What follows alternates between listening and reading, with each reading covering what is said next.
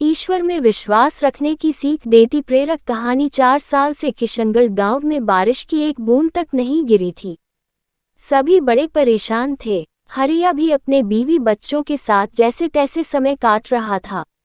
एक दिन बहुत परेशान होकर वह बोला, अरे ओ मुन्नी की माँ, जरा बच्चों को लेकर पूजा घर में तो आओ। बच्चों की माँ 6 साल की मुन्नी और 4 साल के राजू को लेकर पूजा घर में पहुंची। हरिया हाथ जोड़कर भगवान के सामने बैठा था। वह रुंधी हुई आवाज में अपने आंसू छिपाते हुए बोला, सुना है भगवान बच्चों की जल्दी सुनता है। चलो हम सब मिलकर ईश्वर से बारिश के लिए प्रार्थना करते हैं। सभी अपनी अपनी तरह से बारिश के लिए प्रार्थना करने लगे। मुन्नी मन ही मन बोली, भगवान जी मेरे बाबा बहुत परेशान हैं, आप तो सब कुछ कर सकते हैं, हमारे गांव में भी बारिश कर दीजिए न। पूजा करने के कुछ देर बाद हरिया उठा और घर से बाहर निकलने लगा। आप कहाँ जा रहे हैं बाबा? मुन्नी बोली। बस ऐसे ही खेत तक जा रहा हूँ बेटा, हरिया बाहर निकलते हुए बोला।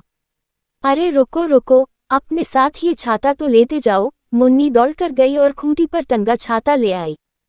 छाता देखकर हरिया बोला, अरे इसका क्या काम, अब तो शाम होने को है, धूप तो जा चुकी है। मुन्नी मासूमियत से बोली, अरे बाबा अभी थोड़ी देर पहले ही तो हमने प्रार्थना की है, कहीं बारिश हो गई तो? मुन्नी का जवाब सुन हरिया स्तब्ध रह गया। कभी वो आसमान की तरफ देखता तो कभी अपनी बिटिया के भोले चेहरे की तरफ। उसी क्षण उसने महसूस किया कि कोई आवाज उससे कह रही हो, प्रार्थना करना अच्छा है, लेकिन उससे भी जरूरी है इस बात में यकीन रखना कि तुम्हारी प्रार्थना सुनी जाएगी और फिर उसी के मुताबिक काम करना।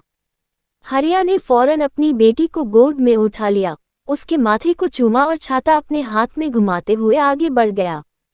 दोस्तों, हम सभी प्रार्थना करते हैं पर हम सभी अपनी प्रेयर्स में फर्मली बिलीव नहीं करते, और ऐसे में हमारी प्रार्थना बस शब्द बनकर रह जाती है, वास्तविकता में नहीं बदलती।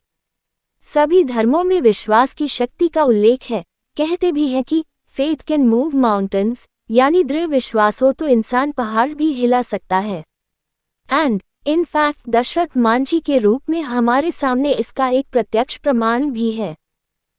इसलिए अपनी पूजा को सही मायने में सफल होते देखना चाहते हैं तो ईश्वर में विश्वास रखें और ऐसे एक्ट करें मानो आपको प्रार्थना सुनी ही जाने वाली हो, और जब आप लगातार ऐसा करेंगे तो भगवान आपकी जरूर सुनेगा।